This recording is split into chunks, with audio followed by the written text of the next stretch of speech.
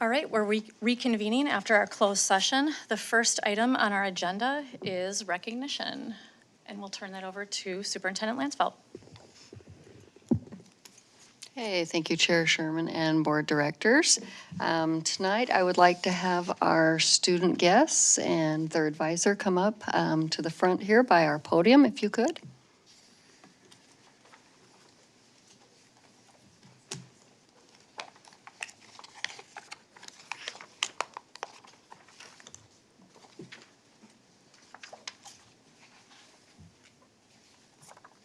Okay, thank you. The Stillwater FFA has continued their successful year with strong showings in virtual career development events, that's the CDE. The competitions were recently hosted by the University of Minnesota College of Food, Agricultural, and Environmental Sciences.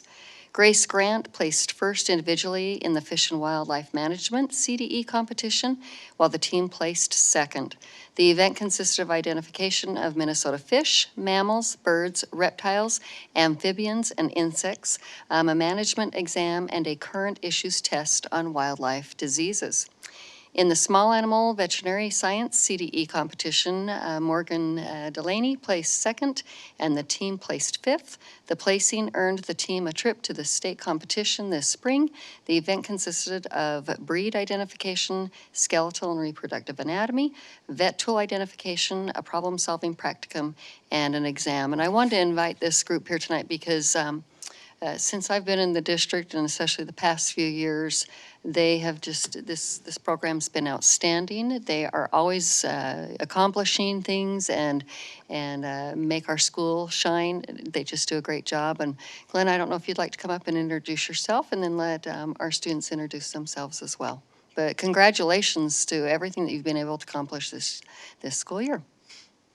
Well, thank you, Superintendent Lansfeld, and thank you, members of the Board of Education.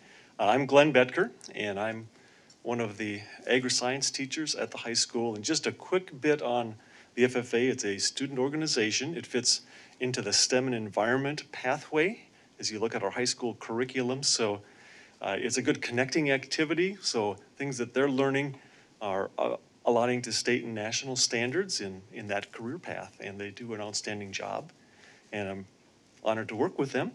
And there's one other group that is with us. It's a group that was in the Ag Communications CDE, and they took second in the state virtual event, and the members of that team will introduce themselves as well. So appreciate that, and I'll let just kind of each one maybe introduce their who they are and which event they were in. Great. Okay. Hello, my name's Abby Thibodeau, and I was in the Ag Communications event. I'm Carly Rydeen, and I was also in the Ag Communications event. My name is Lucy Wilczek, and I was in the Fish and Wildlife event. My name's Anthony Lang, and I was also in the Fish and Wildlife event. I'm Grace Grant, and I was in the Fish and Wildlife event. I am Priyati Grote, and I was in the Small Animal Vet Science event. Hi, I'm Morgan Delaney, and I was also in the Small Animal Vet Science CDE. Hi, I'm Allison Bergman. I was in the Ag Communications and the Livestock Judging CDEs. Hi, I'm Stella Jacobson, and I was in the Small Animal and Vet Science event. Okay, thank you so much. And I don't know if any of the board directors have any questions or. Actually, I have a comment. My son was part of the program, and I think you taught him actually, way back when, and he did the livestock judging. We had just chatted about it a little bit today. I was going to bring a goat today, but I didn't have anybody to babysit while I was up here, so I think this is really neat. I myself have some small animals on our little space, so thank you. Yeah, and having been in this position for 33 years, I've had a chance to work with a number of students, including parents of yeah, at least a couple of these. So yeah, it's a great group. Any other questions? Yeah, I'm not sure if this is that class that you're talking about, but a couple years ago, I took one of your groups down to the river just north of Stillwater to plant some fish.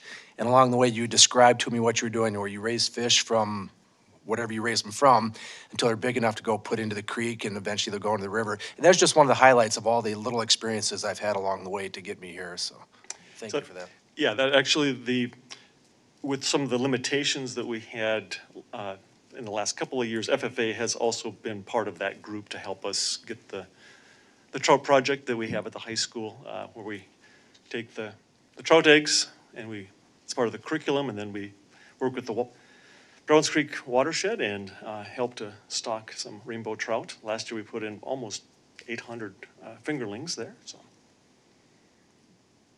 I have one other question. The majority of the kids that participate, do a lot of those kids live in town and get the experience, working with the FFA, or do a lot of them live outside of town?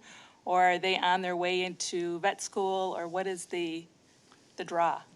It's all of the above. Yeah. Yep. I think the mix of in-town, more out-of-town, and so, yeah, we have some that the vet is a draw for some of them, and for others, it's the natural resource, fish and wildlife piece. So it's a career interest, chance to explore the careers and get some good skills and have some solid things to put on a resume. Yes, thank you. Well, thank you for coming out tonight. I know we couldn't be more proud of all of our students, but we just love this part of the meeting is always so special for the board, just to see what's going on in our schools and to celebrate your success. So thank you so much for coming out and spending your time with us. Thank you. Thank you. You're welcome. Yep.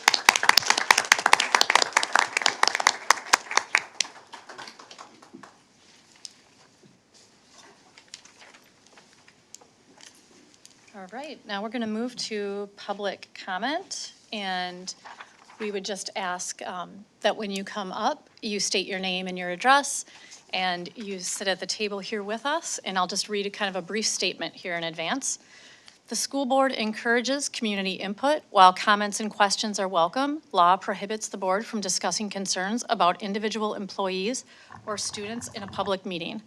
The board will not deliberate, discuss, or engage in conversation with speakers. However, the board may ask administration to review the concerns presented. Speakers must present their testimony in a respectful manner. Vulgarity, character attacks, malice, or specific complaints identifying staff or students by name or implication will not be permitted. We will stop the proceedings immediately if employee or student privacy issues are raised and direct the speaker to forward comments regarding individual employees or students to the superintendent. And with that, our first speaker is Erica Ostrich? Astrich. Sorry about that. I'm sure you're used to that. So sorry about that, Erica. Allison, do you need to mention the timing? Oh, and your timer is right here. Hello, thank you for having me. My name, Erica Astrich, Broadway Street North in Stillwater. So my name is Erica, and my 3 adult children all graduated from Stillwater schools. I grew up in Newtown, Connecticut, and my mom was a first grade teacher for decades at Sandy Hook School. So I have a painful connection to gun violence in my hometown, forever changed by the tragedy in December 2012. 5 years ago, I became an activist for gun violence prevention, and I'm here today to talk about the importance of keeping kids safe by educating adults on responsible gun storage.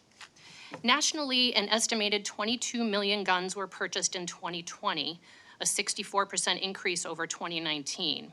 While millions of gun owners are responsible storing their firearms, unloaded, locked, with the ammunition kept in a separate place, more than half of all gun owners do not store their guns securely. Researchers estimate that 5.4 million American children live in homes with loaded, unlocked guns. This statistic has likely increased as gun sales have surged during the pandemic. 70 to 80% of child gun incidents take place at a home. A 2021 survey of teens in gun-owning households found more than half reported they could access a loaded gun in their home in under 1 hour, and most said they could access the gun in under 5 minutes. Access to a gun increases the risk of death by suicide by 3 times. Safety is always an adult responsibility. The shooting last month at Oxford High in Michigan would not have happened if the gun had been properly stored. Safe gun storage is also a key strategy to reduce gun suicides and unintentional shootings. Across the country, medical professionals, gun dealers, law enforcement, school districts, community members, and local leaders are working to promote public awareness campaigns on this issue. The program I want to introduce today is called Be Smart. It was developed based on research by Everytown for Gun Safety and is a simple, non-political adult education program to reduce child gun deaths and normalize talking about gun safety. The SMART in Be Smart is an acronym. S, secure all guns in your home and vehicles. M, model responsible behavior around guns.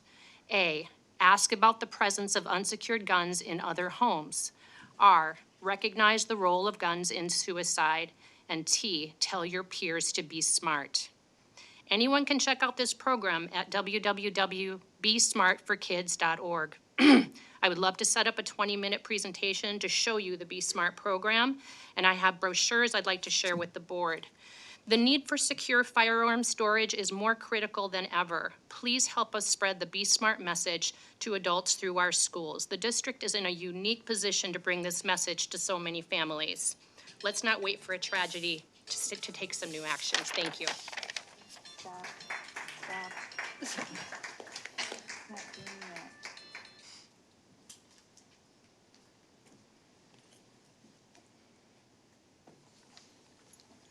All right, our next speaker, are you ready?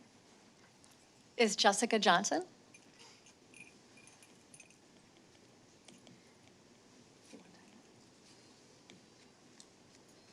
I don't know what's going on here. Jessica Johnson, Stillwater, Minnesota. I followed your procedure and signed up to speak at open forum, defined as a meeting or assembly for the open discussion of subjects of public interest generally. I see now that open forum without public input or board approval, as far as I can tell, has been altered once again. Not only has it been renamed public comment, devaluing the engagement with the board the forum implied, but also removes any requirement of recordation, minutes, or public record of my concerns. I didn't have much time to research this, but do naturally feel that your move has once again removed the community from engagement in direct conflict with District Policy 104. I've also taken note that there is no longer a community engagement group or committee.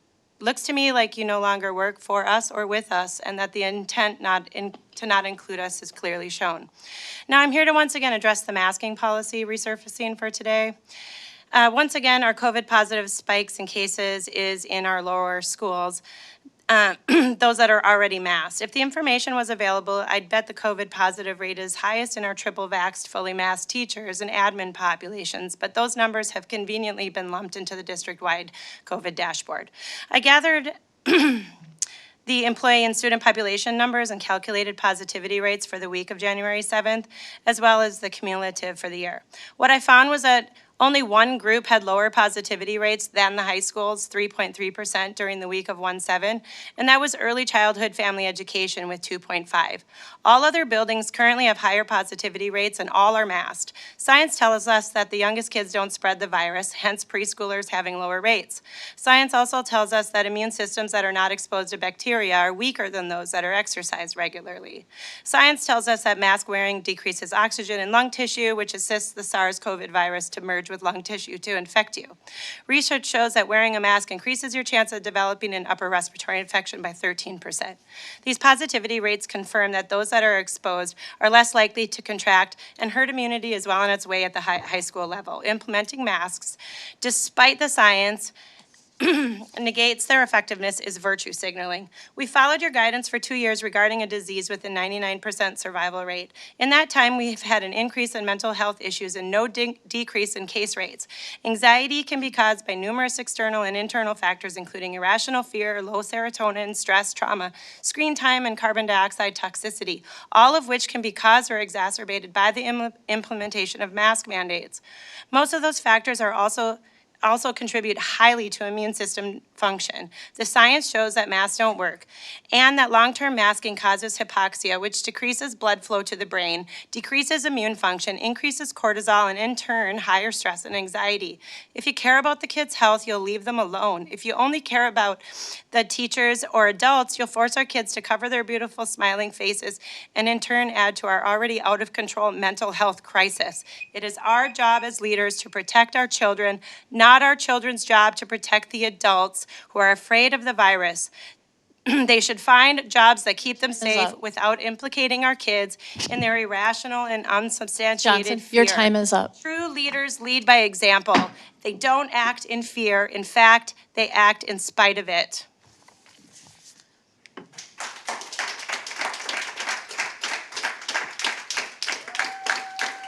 The next speaker is Michael Adams.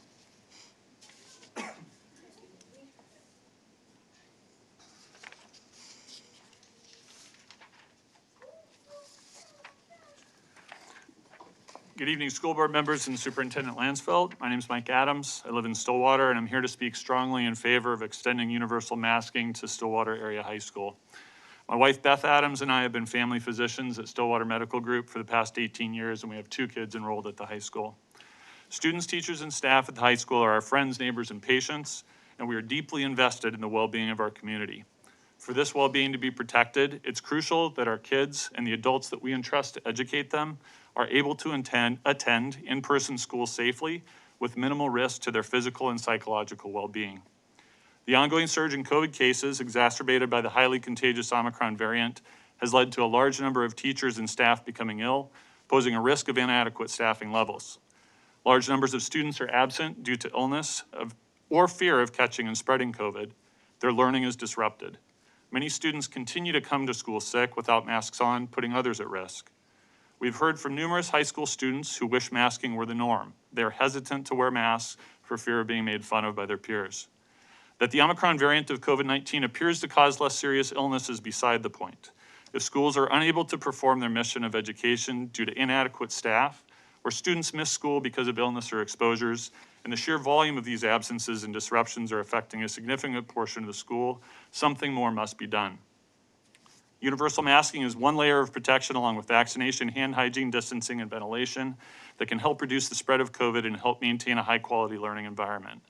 Sadly, up until this point, high school students and staff have not had the same protection that those working and studying in K-8 schools have been afforded.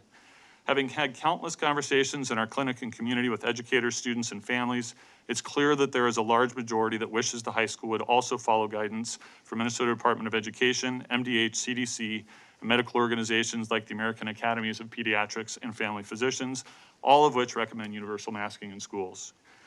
And we should not forget the numerous students and educators with high-risk medical conditions that put them at greater risk of serious illness from COVID. They truly aren't as safe at school in the midst of a COVID surge without this basic measure. As physicians, we also see the larger impact that illness in our schools has on the community. We've lost patients and friends to COVID and grieve with their loved ones. We hear the painful personal stories of our medical colleagues who toil in hospitals that are overflowing and understaffed. They are in disbelief that the high school does not have universal masking. We need to do this to help them too. Finally, as public health has sadly become politicized and our country's become increasingly polarized, we all need our schools to help instill a sense of the common good in our kids. What a powerful lesson we can give to our youth by asking them to do something simple for the good of others, even if it's a bit uncomfortable for them. Let's keep our schools open. Let's do our best to protect the physical and mental health of our students and educators. Let's do our part to help our healthcare system and community get through this COVID surge. Please extend universal masking to Stillwater Area High School, and we hope it won't be long before we don't need it. Thank you. Thank you.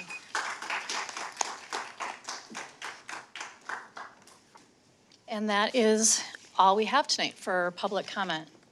We will move on to our next item, which is the call to. No, right now we're not allowing that. It's online registration.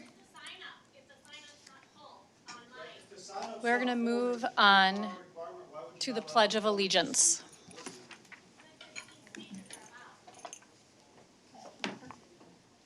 I pledge allegiance to the flag of the United States of America and to the republic for which it stands, one nation, under God, indivisible, with liberty and justice for all.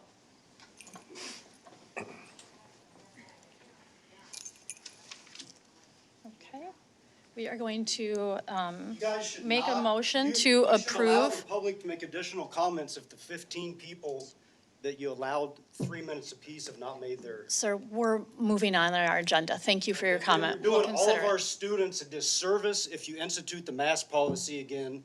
Shame on all of you. There's no science behind it. We're gonna More move for a children die 5-minute from recess. suicide and car accidents. More die from car accidents. If you're gonna institute masking We're taking a policy- 5-minute recess.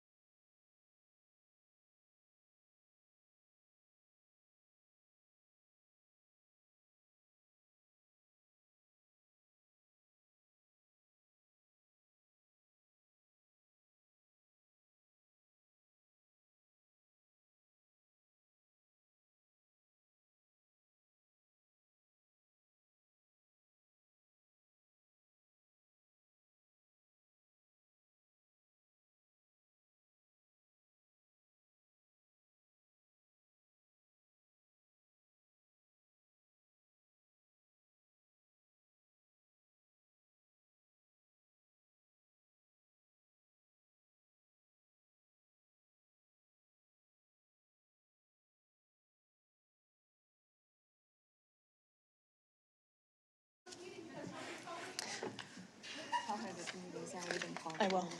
Okay, so just to be clear, the meeting was called to order before the closed session, so, and it was open to the public.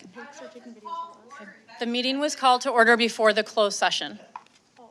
So we are in session. Okay, we're going to continue with the student report. I think your agenda Okay, is I'm doing not- academics. 2 Stillwater Area High School students are semifinalists for the National Merit Scholarship Program. Adeline Foote and Ryan Potter are among 16,000 students Amelia? from across the Sorry, country. can we do approval of agenda first? Oh, I'm sorry, yeah. Oh, we did not do that. Oh, I'm sorry. Thank you, sorry. Okay, can I get a motion to approve the agenda? Second? Okay, all those in favor, raise your hand and say aye. Aye. Aye. Opposed? Okay. So, I'm sorry, now you can do your student report. 2 Stillwater Area High School students are semifinalists for the National Merit Scholarship Program. Adeline Foote and Ryan Potter are among 16,000 from across the country who will go on to compete for some 7,500 scholarships that will be awarded in the spring. According to the scholarship program, about 95% of students will make it to the finalist round, and about half of all finalists will win a scholarship. Semester 1 ends this week, and many students are preparing for finals taking place tomorrow. Option 2 for next year's school calendar was popular among students. Many of them liked the aspect of a 2-week-long winter break and more days off dispersed throughout the year. I've talked to many of my peers, and there are a range of opinions from not having masks to having masks as optional to going online. The most agreed upon take of action that I've heard of is that there should be a mask mandate among students and staff, and I've also heard the suggestion of the option of online and in person. Thank you. My report was on winter sports, and the wrestling team has a current record of 14-1. The first loss was against STMA this week. The boys basketball team is 8-5, and they just lost to Park on the 14th and won against Roseville on the 18th. Max Shikonjansky just broke the all-time school record of the leading scorer. The gymnastics team won their meet at Lakeville this weekend with a season high score of 146.5. Girls hockey won Tuesday against Woodbury 6-0. Boys hockey lost against Hill Mary 0-6 on Tuesday, and then won against Irondale Wednesday 4-2. Our varsity dance team went to the Tartan Invite competition, placing first in jazz and second in kick. Girls basketball beat Roseville on Tuesday, making them 6-1. Both Alpine teams have begun races and remain undefeated, and both Nordics team placed second at the Battle Creek ski meet on Monday. Thank you, Ella. Thank you. All right, we'll move on to the superintendent report. Okay, thank you, Chair Sherman and Board Directors. First off, a huge thank you to Principal Tom Lee. I think I join with many Rutherford families and staff in sending a big heartfelt thank you and a fond farewell to Interim Principal Tom Lee. Tom has done an amazing job filling in at Rutherford Elementary this year, and he will be missed as he moves on to new adventures. Tomorrow is his last day with us, and we are so very grateful for his willingness to step in to support our kids and staff during this wild school year. We look forward to welcoming Principal Heather Nelson back from her leave next week, and hopefully she will be sharing some pictures of her baby Augie with everyone. Thank you again, Tom. We can't say enough. He's done just a superb job at Rutherford. On another note, condolences to the Heinz family. I'm so very sad to share that our district lost a beloved bus driver this past week. Kim Heinz passed away suddenly last Thursday, and I'm sorry, I knew him. Kim has driven a school bus in our district for more than 15 years, and he also served as a bus mechanic. He's loved by students, he's loved by staff, and we just want to thank his family for everything they've done. We know his significant other also works for the bus company. We offer our condolences, and we wish them the very best, and our heart and thoughts are with them at this time. Okay? Also, moving on, we did have a community vaccination site at Stillwater Middle School a few weeks ago. It was a huge success. We had more than 300 people show up, and we have some great news tonight. We have a community vaccine clinic Health officials are continuing to urge people to get vaccinated, and we know that this is the new #1 mitigation strategy to slow the spread of COVID. The new community vaccination site is now open in Oakdale. It's by the Prom Center at Inwood Oaks. It's 484 Inwood Avenue, North Oakdale. More information about vaccinations, masking, COVID testing, and more can be found on our website. And water bottles, we have a shortage of milk cartons still with all of the distribution lines. Supply chain issues continue to make it difficult for our kitchens to provide students with milk and water at breakfast and lunch. We are asking families to please send the reusable water bottles for our kids. And if you have any unopened packages of 8 to 10 ounce disposable cups, please drop them off at any school building.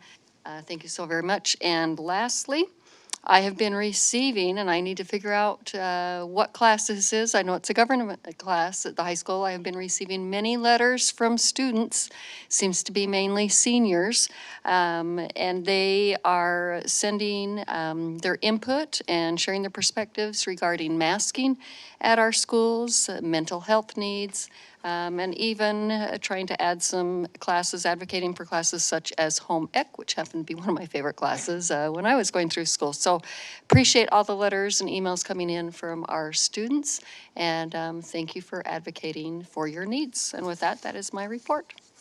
Great, thank you. All right, I do not have anything at this time for the board chair report. We're going to move to the consent agenda. Item A is minutes of January 4th, 2022 special meeting. Item B, minutes of January 6th, 2022 business meeting. Item C, payment of invoices, January 8th, 2022 to January 21st, 2022. Item D, accept gifts and donations, November and December 2021. Item E, treasurer's report, November 2021. F, Brookview Elementary classroom furniture. G, 2022 multi-site partial roof replacement. H, summer 2022 multi-site LTFM improvements. I, Stillwater Area High School newspaper field trip to Los Angeles, California. And finally, J, human resources personnel report. Can I have a motion to approve? Katie? I'll move to approve. Okay. In a second? Second. Great. All those in favor of approving the consent agenda, please raise your hand and say aye. Aye. Opposed? Motion carries. All right, we'll go to our first action item, which is the COVID-19 mitigation update. Superintendent Lansfeld. Okay, thank you, Chair Sherman and Board Directors. Tonight, we would like to present some updated information on our COVID data that we do have. So considerations, I'll give it just a second for it to come up. There we go. If you can go, there we go. We have considerations.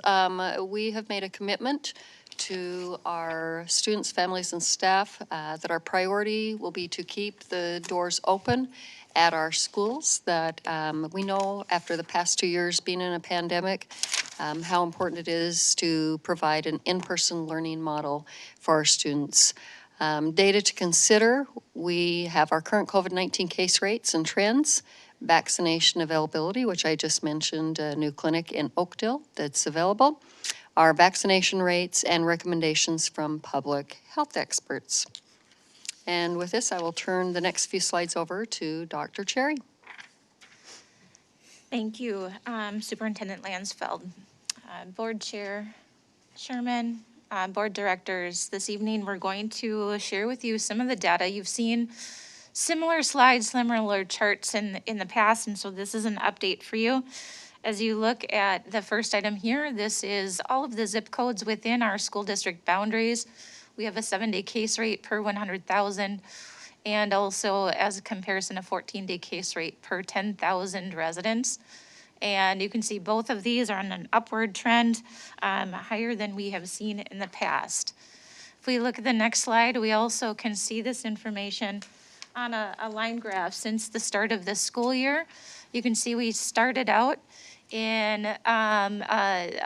the red, which that means we have a high level of transmission in our community. You can see that we had a little bit of a spike there right after Thanksgiving, before December. Things went down. Things were looking pretty good as we were coming into winter break.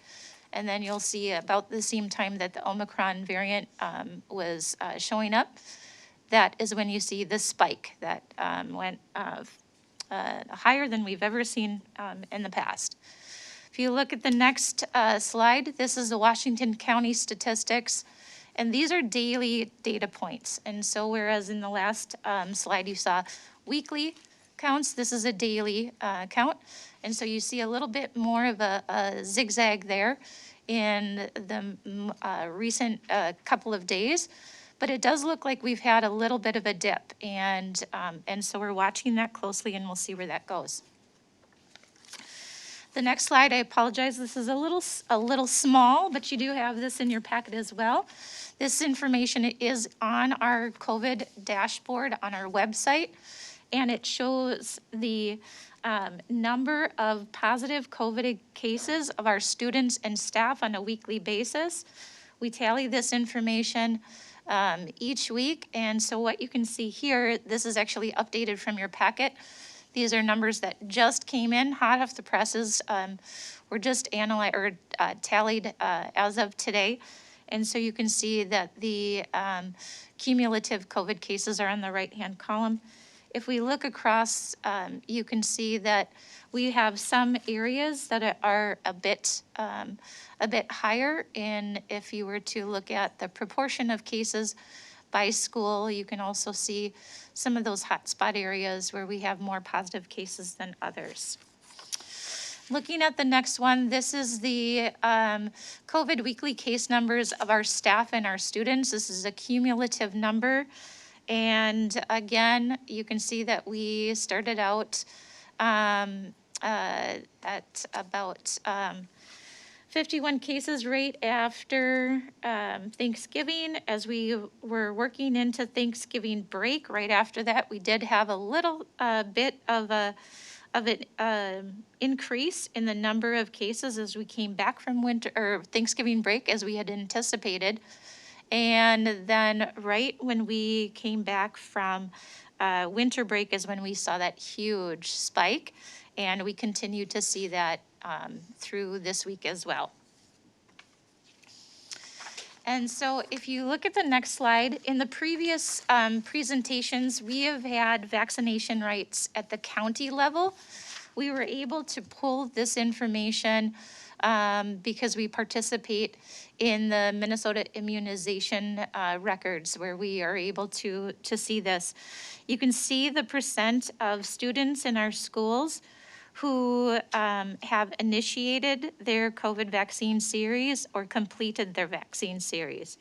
And so you can see the range of percentages. You'll notice at Stillwater Area High School, we have a fairly high vaccination rate at just over 71% of all students at Stillwater Area High School having completed their vaccine series. And then if you take a look at some of the elementary level vaccination rates, those are quite a bit lower. They only became available just recently in the last couple of months. And so we anticipated that to be a bit lower. I think that it was surprising to us when we took a look at this data that there are some areas of our community that are well under 50% and some under 40%. So that gives you an idea of how our rates look in terms of our students being vaccinated. Okay, so the reason why we would need to shift into a distance learning model would be operational capacity at this time, and just wanted to share some information with you to make sure you understood what that means. So staffing coverage, there isn't a set rubrics or criteria or a certain point, but you need to look at safety for students, and then what is the overall instructional quality being provided with staffing, and can we properly staff our classes? I have some more data on that in just a moment. The availability of subs, how are we filling our sub rates? We do have more information about that as well. Student attendance and how many kids are actually showing up. We're monitoring the COVID data as well. When you have so many students, 5% or higher, we start to look at that on an individual case-by-case basis. And then health and safety, are we able to support students in the areas of healthcare, custodial, office staff, and administrators, as well as school services, such as childcare, nutrition, special education, and transportation. Talking to some other districts across the metro area, some have experienced a much bigger spike in positive cases than us at this time. For instance, you might have a number of nutritional staff out where they cannot provide hot lunch, but other staff, they've stepped up and been able to provide sacked lunches. And paraprofessionals, a lot of paraprofessionals unable to come in. Can we find other people to help supervise and work with students? Teachers right now in classrooms. It's come to a situation where we're all trying to pitch in. There's not a perfect way to do this, but we have been having interventionists, our instructional coaches, principals. They've been stepping into classes to help out when teachers are not available. And we've also at the elementary level been able to divide up classes and put students in other light classes or same grade level at this time. And it is not easy, and you need to look at what's happening during this time with academic progress too, because we know when we're not providing those intervention services or the job embedded professional development, or when teachers have 30, 40, 50 kids in a classroom, that makes it very difficult for us to support academic achievement as well as the social emotional supports that are needed. Okay. So keeping schools operational, classroom coverage at the elementary, again, mentioned combining classrooms. We are utilizing everybody. It's all hands on deck, trying to make sure that the students are taken care of, they're supervised, and they are supported. And it's a little bit more difficult at the elementary school. They are more dependent and need that extra supervision. Middle school and high school, they've been combining classes, and pairs have also been providing supervision in extra spaces. So support from central services. I cannot thank our staff enough. We put out a call for volunteers at our central services building. Every morning, principals and school secretaries are calling in to our wonderful receptionist, Samantha. She is just sunshine, happiness, positivity, and she gets things done. She sends out a spreadsheet with our needs across the district, and our central services staff, whenever possible, have been stepping in the last couple of weeks to help out at schools. Okay, so teachers on call, this is a December report. It's not yet available for January. We just looked at 2 positions, and I want to emphasize that we have multiple employee groups and they are all equally important, but we pulled these 2 at this time. So teachers on call, we have had during the month of December 674 requests for subs. We've been able to fill 627 positions, 47 unfilled, so a 93% fill rate, which is really high. I also want to emphasize that before the pandemic, we were having sub shortage concerns and issues. And so this has just exacerbated it. Paraprofessionals, 389 open positions. During the month of December, 206 filled, 183 unfilled, so only 52.96% have been filled. So you can see that has been a huge, huge need. Total absences between the 2 employee groups, over 1,000, 833 filled, or 78% filled. We also could look at nutrition. Our health staff's pretty specialized. We need people that are trained in there. We have custodians, engineers, bus drivers. It takes a lot of people to support our kids. Okay. So also, this month we've been able to cover it, but we know that in the last few days, well, last couple of weeks, with the CDC changing their quarantine time from 10 days down to 5 days, that has helped tremendously with being able to cover a lot of these positions, and we've seen that across the metro area. A few districts, they have had up to 30 to 40% overnight with their staff out. absent, and that has sent them into distance learning. When districts have gone into distance learning and they're in our metro area, that has allowed us, unfortunately for them, but fortunate for us, to have more subs provided for some of these positions. This is just a chart. This is the central services building staff that have been trying to fill in open positions across our district, mainly at the elementary level. You can see starting January 14th, we've had cafeteria duty needs, recess, outdoors recess, helping kids come into the classroom, putting their coats, hats up, and getting into the lunch line. We have had quite a few recess and cafeteria. I'm just looking at this, helping to serve lunch, all sorts of areas, but a lot of para support has been provided by other staff outside of the schools.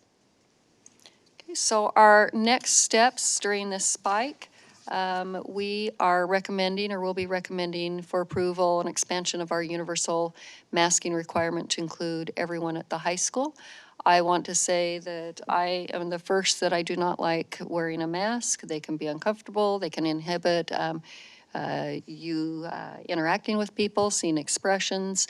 But right now, we are not health experts. We are in the field of education, so we need to rely on our experts. We're looking at the CDC, MDH, Washington County Health Department, and they're recommending the layered mitigation strategies, which one of them is masking. Talking to the specialists in this area, they are recommending masking at least until there's multiple weeks of the positive COVID cases going down, which districts are looking, most districts are looking at 3 weeks of the cases going down and then reevaluate. A lot of districts are considering a 4-week run, so they can look at 3 weeks. We will continue to monitor COVID case rates and trends. We'll reevaluate. At the February 3rd is our next meeting in 2 weeks. I would like to just provide an update to the board.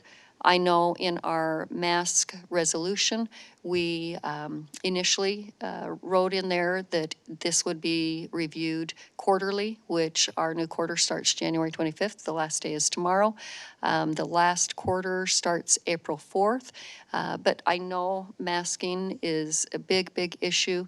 I would recommend that if the school board does approve universal masking tonight, for the high school and continues with the pre-K through 8th grade, that we look at this within 4 weeks and review the data and then just provide updates in the meantime, because this is a big deal, but we do want to keep our schools open. And it's really hard for me when experts are recommending this to possibly need to jump from not doing it right into distance learning, which we would propose starting with the high school if we needed to, and then sending unlicensed staff at the high school to other schools to help keep their doors open. With that, I don't know if you'd like to add anything else, or Masks do not we work. would. It's a travesty to the So with that, children. we would be open for questions. Vaccination rates go up, the COVID cases are going up. Are there any Do not questions? institute the masking. If you care about the children and their health, you will not institute the masking. Can I? You should all I wanna resign vote. over Make this a motion? recommendation. It does not work. It'll do nothing for the children except further their learning to decrease. Just keep going. If you want the children to learn and be healthy, Chairman, I'd like to make a motion. Yes. I would like to move the adoption of this resolution to expand masking into the high No, school. there's still, You can have a. I can have a motion on the table Riley. before we. There's the motion on the table. Is there a second? I'll second. I didn't hear the resolution, so just repeat it. And on the table to accept- adopt the to resolution. adopt the To adopt the resolution. To adopt the, and the resolution is to do universal masking to get data, more data on the February 3rd, and then vote, and then reevaluate on February 17th. Is that In 4 correct? weeks. In 4 weeks. Okay. shame on all of So you. I just want to share, All resign from the school board. You don't have our children's best interests at are, heart. Sure. is there discussion? All walk Yeah. out again, walk out So, again and resign tonight from the school board. Since Shame on all of you. Since this topic came up for discussion, I've had emails and people talk to me. I've had very respectful, reasoned arguments, both sides of the issue. And I respect both sides of the issue because where they're coming from, they mean what they're saying. And so where do you go? I'm going to lean on administration here. They're asking for a few weeks, and I'm willing to give administration a few weeks. But I think we also have the right, in 2 weeks, we meet again, we can vote again if we want. You know, if we see a positive trend that we want, we can get where we want to go, which is getting rid of the mask. And I think most people do want to get there. And as soon as we can, we will. Director Riley? Way to have a backbone, Yep. Pete. So, a couple of things here. There's so much wrong with what's going on here today. And once you start giving away your freedoms and your liberties, you don't get them back, right? It's really, really hard to get them back. You need to stand strong. Stand on your beliefs. So a couple of things here. I went through this whole bit already with administration and this board in August and gave all of my reasonings or all my reasons for voting against the mask mandates. You guys chose to implement this on our children. It has devastating consequences. Our children have the highest percentage of COVID in the buildings, the elementary children. It's not the high school kids. Kids in the high school have the option to mask if they choose. It is not our responsibility as a board, and it is not our responsibility as an administration to force people into doing something that is against their self-interest. So, a couple of things. One, it's already come, to light, as it has within the last meeting in August, that these masks are ineffective. The masks that are supposed to work to be beneficial to block up most of the virus is the N95. Those are not recommended for children. Those have to be fitted specifically for the face. Those are not recommended to be in all day long. They are not healthy. Those are meant for people in a profession to use for a short period of time. Osterholm himself, gave that recommendation. Nothing has changed since then. And there's a couple other things I'd like to kind of discuss right now that have to do with what you're doing, and this is the ESSER funds. So, in reading the bill for the ESSER funds, the federal money that we get, it states that, let's see, where do I want to start? Maybe right here is a good spot. The first requirement clarifies that an LEA's plan must include how it will maintain the health and safety of students, educators, and other school and LEA staff, and the extent to which it has adopted policies and a description of any such policies on each of the CDC safety recommendations, including universal and correct wearing of masks. So this is all, are we getting money because now we're making our students wear masks? This is part of the ESSER funds that we're funneling in. In here, it also says, that it gives the listing of things that you need to do in order to receive your ESSER funds. And I don't know if anybody on this board has read the bill, but I highly recommend you get some nighttime reading done. And maybe you should not vote in favor of this until you have done so, because none of this is for the wellness of our students. It's for the money that the district receives. So, is there anyone else that would like to share their thoughts? Yes, Vivian. I think we've heard from a doctor who is well aware of what's going on in his clinic and in the hospital. And he's saying that they're short-staffed and they have waves of cases. I talked to someone who works in Regents Hospital. They have a full COVID floor. Their staff is exhausted. They're having staff shortages as well. It's not perfect when you wear a mask, but it's better than nothing. And I think we have a responsibility to reduce the amount of transmission if we can. It doesn't reduce it. I also think when we start saying that there's more COVID cases in the elementary schools versus the high school, there's also much less percentage of vaccination. And so when people are vaccinated and they're not asymptomatic, they can still spread the virus. And so I think there really should. Vivian, you're making stuff up. They really should be masked. I mean, the kids should be masked. We should do it for 4 weeks because, like you said, they're waiting for 3 weeks of decreasing spread. And if we re-vote in 2 weeks, we won't have that because we already have a week of increasing spread right now. So I guess that's my view on it. I think it's not a bad thing for children to understand that you do something to help the whole community, and even if it's a little uncomfortable.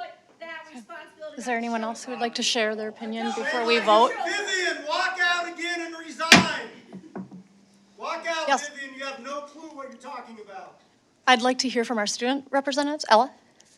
We have students here that'll talk, that'll tell you the truth, that aren't going to virtue signal. Just ignore. FFA girls, stand up and Just talk. go ahead and speak. None of the FFA girls who are recognized want to Just be lean here. down in the microphone and yell. I would like to say that I personally don't enjoy wearing masks, but I'm not going to lie and say I wear them to school all the time right now, but if it means we can stay in school and not go online, I'd go to school in a hazmat suit. Like, I just think the most important thing is not going online, because that's like the absolute worst thing for all of our mental health and learning and everything.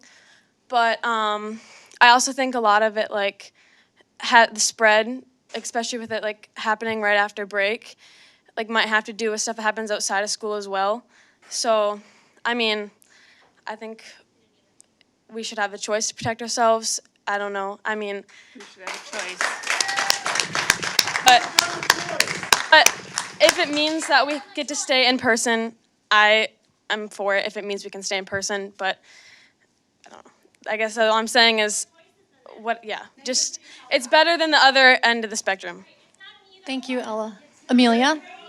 If masks work, let them wear masks. I agree with Ella. Yeah. I think that going online would be awful. I know I slept through most of my classes when I was online, and I didn't learn anything. I also agree, though, that to not go online, if we have to wear masks, then let's just wear masks. I don't really care. But I also hate wearing masks. So I guess what you guys are asking, 2 weeks, kids can just, in my opinion, they can suck it up. It's 2 weeks. And just look at trends, reevaluate it. Yep. 2 weeks to stop the spread. 2 years ago. Does anyone else have any comments? Melinda? Yeah, I would just like to add, we are hopeful that this peak is hitting, and it is hopefully going to drop sooner than later with Omicron. We will keep watching the data, and that's what we're being told by health officials, that maybe within the next 10 days that we'll see it drop. We're also hearing from a lot of teachers, we're hearing from a lot of families, please keep the doors of our schools open. We have a lot of students that need the academic support, they need the social emotional support.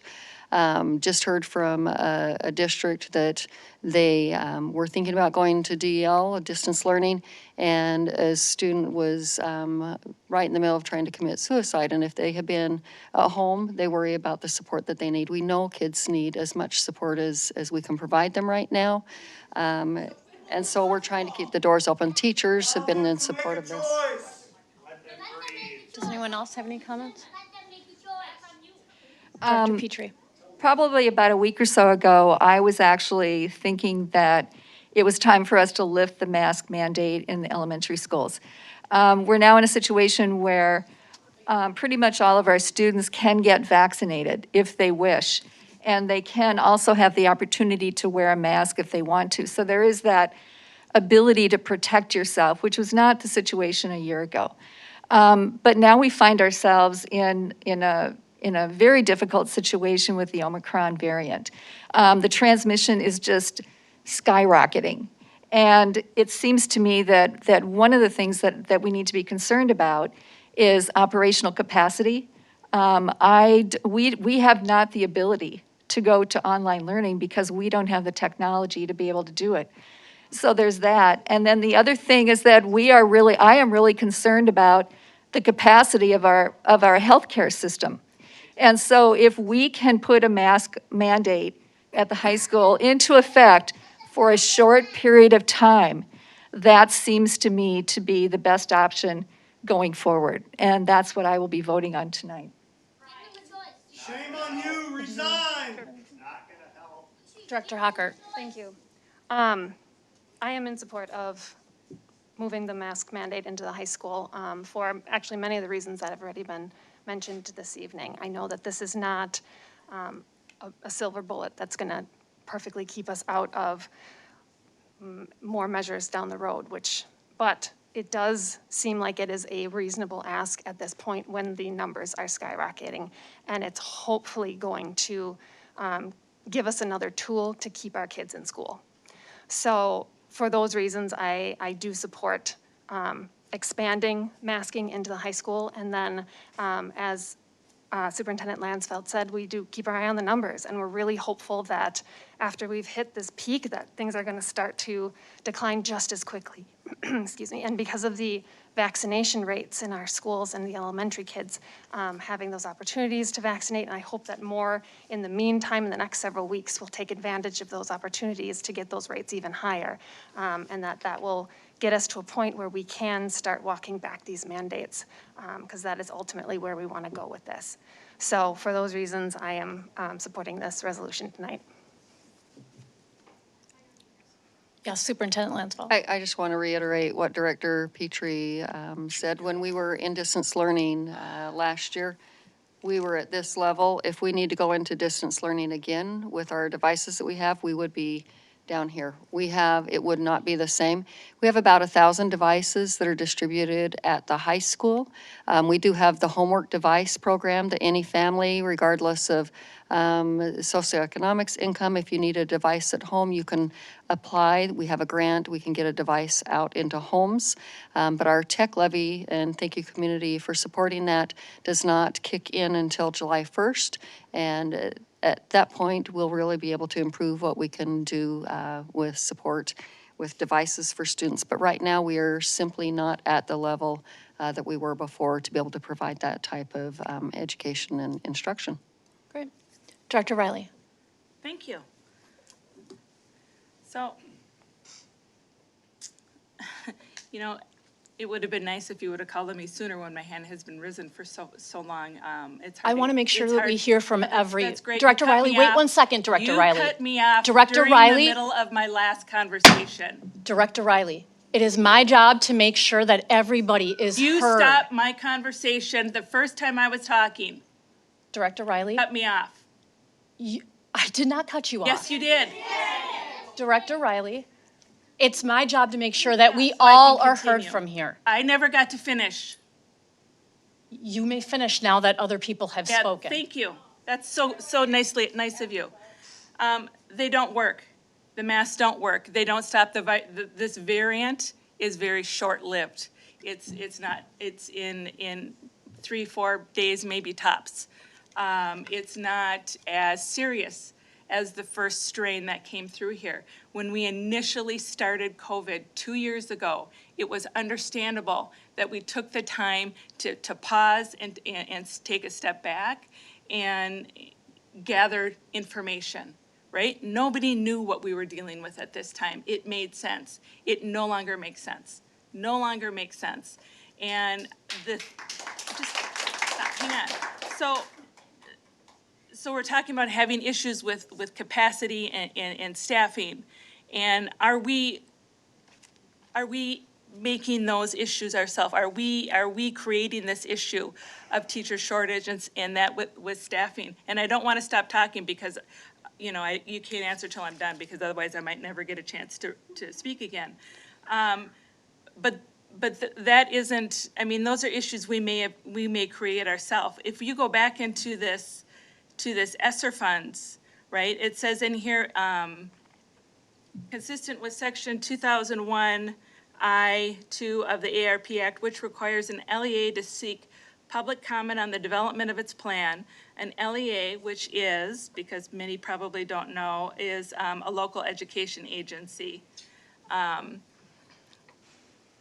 LEA must seek public input and take such input into account in determining whether to revise its plan, and if it determines revisions are necessary on the revisions it makes to the plan, the LEA must seek public input on whether to revise its plan and any revisions to its plan no less frequently than every 6 months.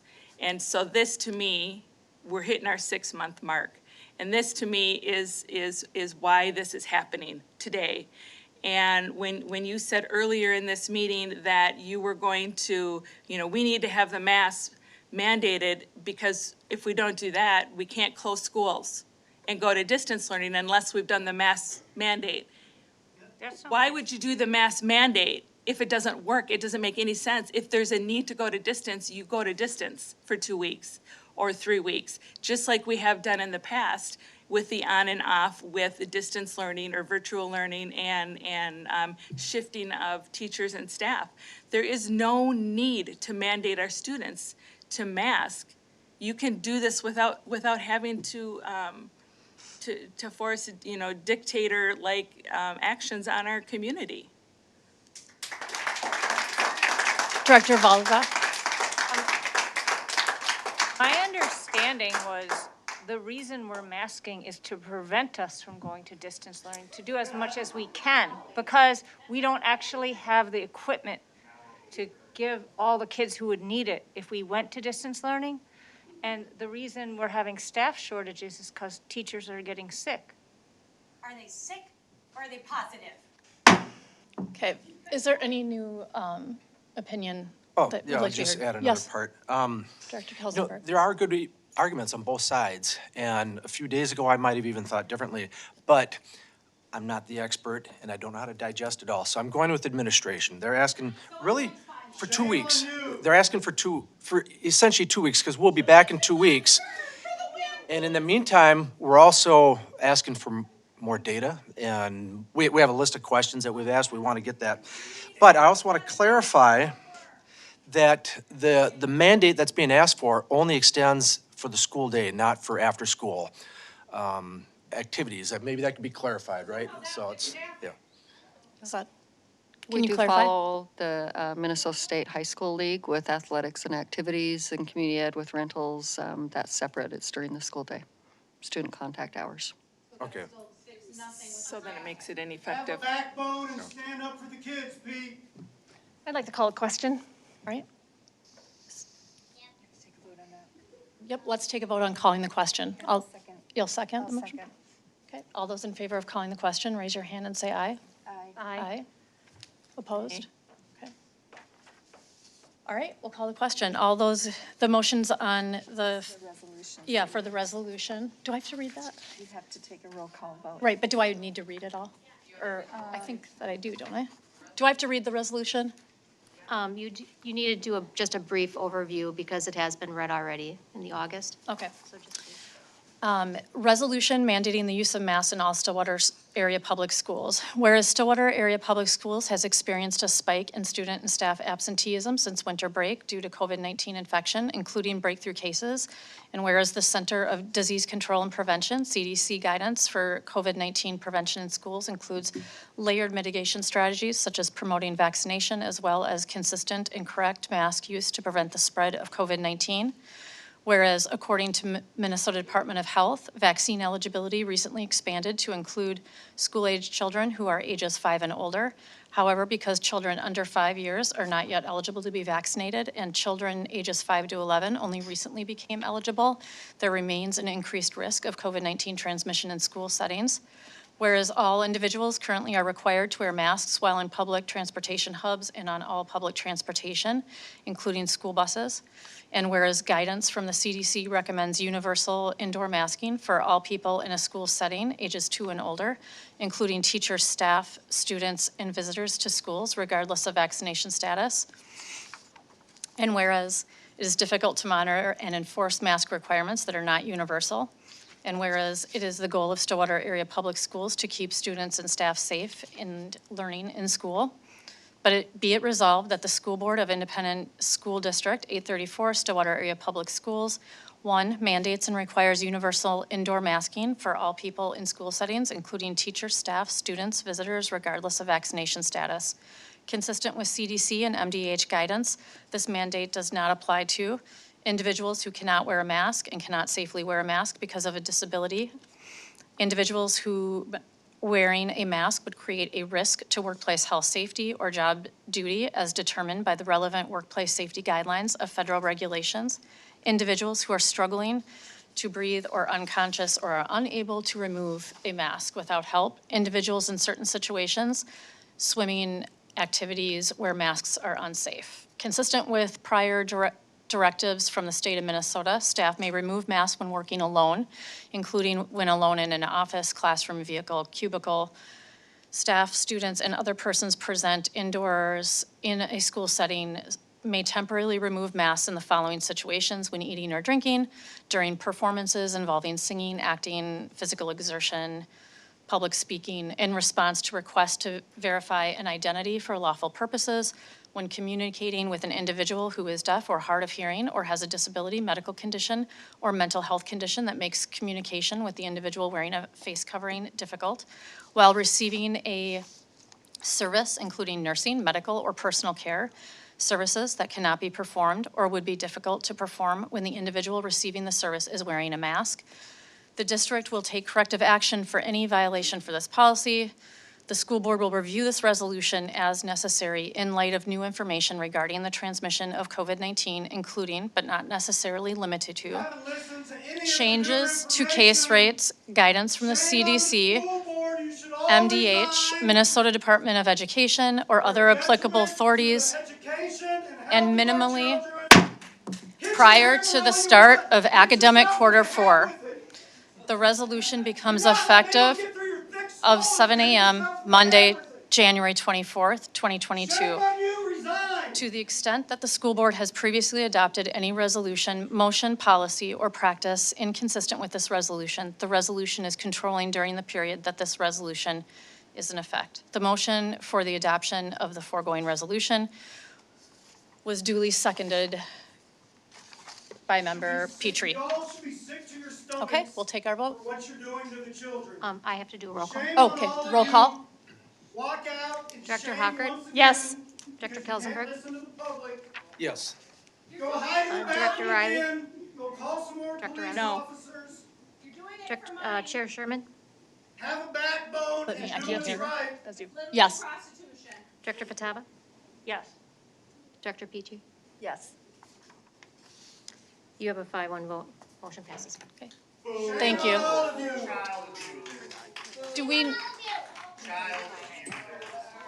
Absolutely disgusting. we will move on. Have to live with this. Okay, continue.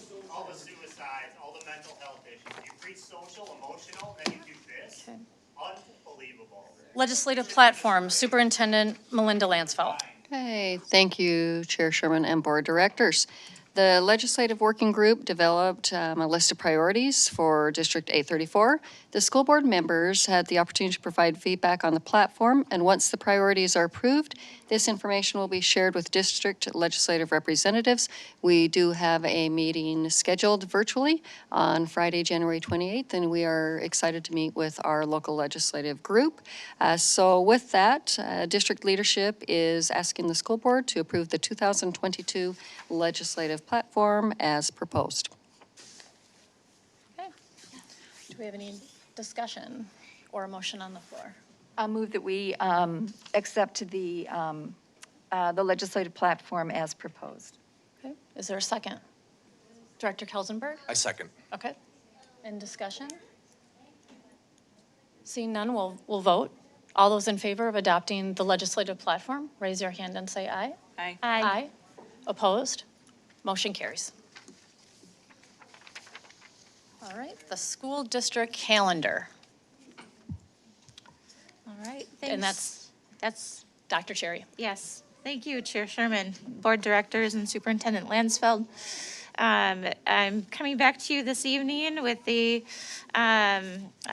second review of the two calendar options that were presented at our last meeting and a recommendation on approving one of those calendar options. So just a reminder, a calendar committee that is made up of parents, teachers, staff, administrators gathered earlier this fall to create these two calendar options and make the recommendations for our school board to consider.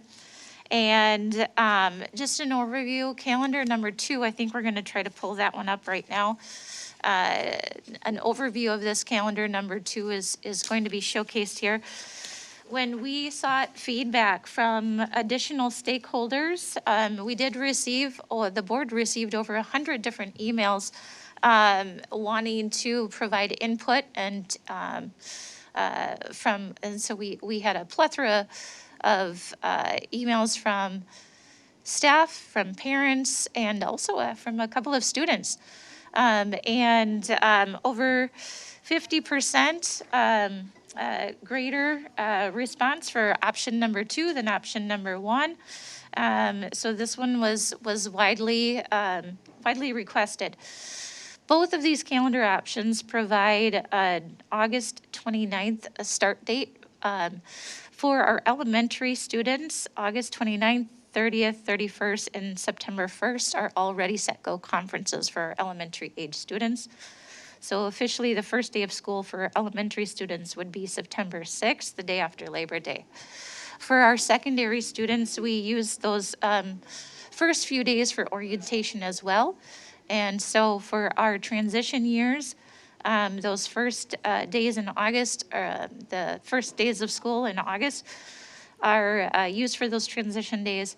And those are really important days for us to set the tone for the school year and get students prepared and ready to dig into academics right away at the beginning of September.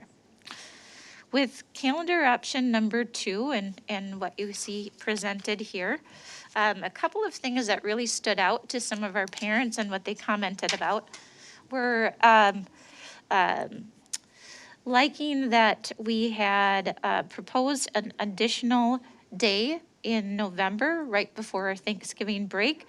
Families seem to very much appreciate that extra time to do family activities. And the other frequently commented item with this option number 2 calendar was the elongated winter break. And more often than not, when we did receive comments, people were most likely interested in breaks throughout the calendar year. There was a lot of emphasis about the need for those breaks, mental health breaks, family time, and really thinking through that we need those extra days.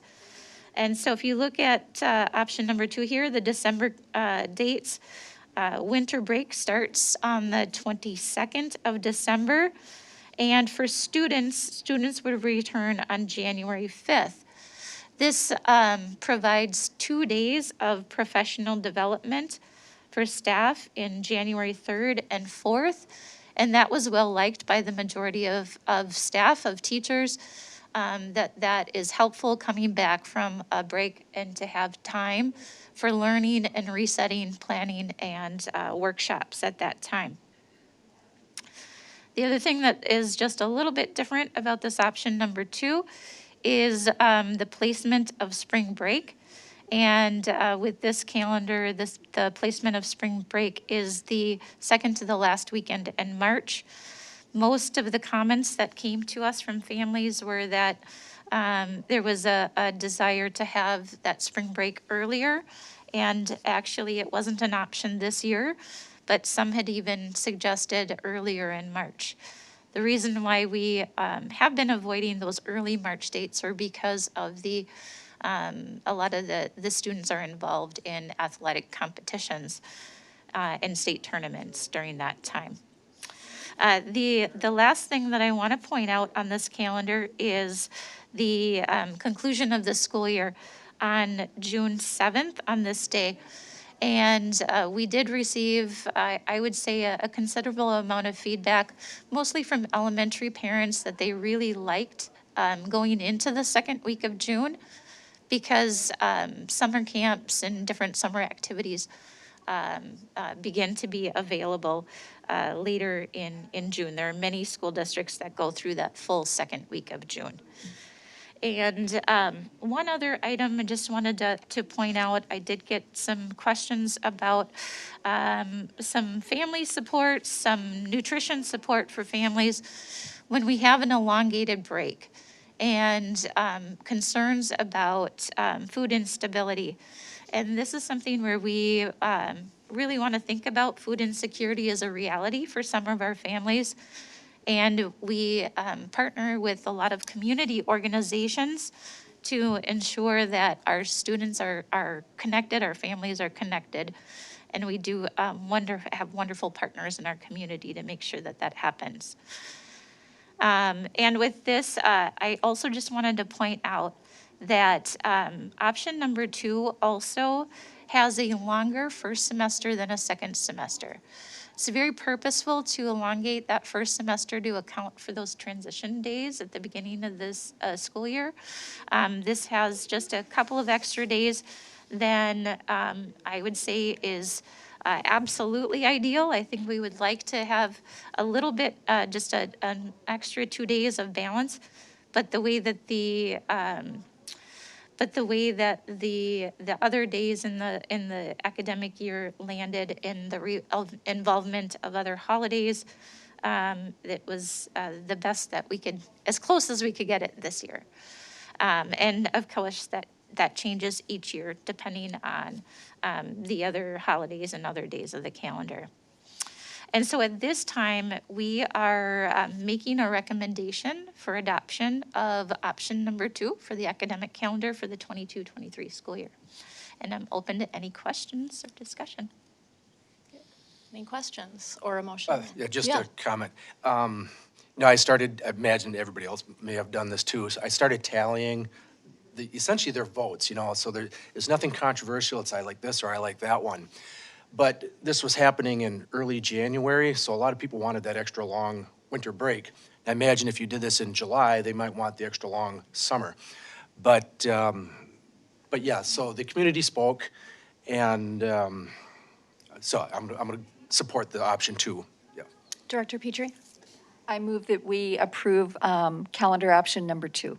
Oh, I discussed early. No, you can discuss, that's fine. Is there a second? I'll second. Okay, Director Hocker, and any additional discussion? I just had one question. I noticed when I was watching past calendar discussions, the longer that the second semester was, it was a delay in some hiring practices. Is that no longer the case, or is that not a concern? Thank you, that's a good question. We have had a couple of years now where we have ended a little bit further into January, and it has not been a problem for us in terms of meeting our staffing timelines. Good to know. All right. Any additional discussion? Okay. We have a motion and a second to approve option B, and we can vote on that. All those in favor, raise your hand. And It's actually option number 2. Oh, option 2, sorry, option 2. All those in favor, raise your hand and say aye. Aye. Aye. And opposed? Okay, option 2 it is. Thank you. All right.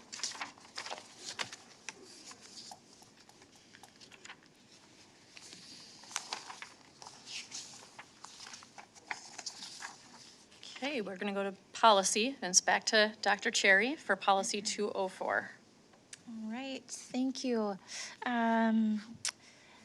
Policy 204 is a school board meeting minutes. This has come to the board at 2 previous board meetings, and there have been no additional revisions. Just a reminder, the school board meeting minutes policy purpose is to establish procedures relating to the maintenance of records of the school board and the publications of its official proceedings. And so at this time, we're looking for a motion and a second to approve the revised policy 204. Is there a motion to approve policy 204? Director Hocker? I'll move to approve policy 204. A second? Okay, Director Kelsenberg, Second. any discussion? Seeing none, we will vote. All those in favor of approving policy 204, raise your hand and say aye. Aye. Opposed? Motion carries. And now we will be looking at Dr. Cherry again for the revocation of policy 201.1, board purpose.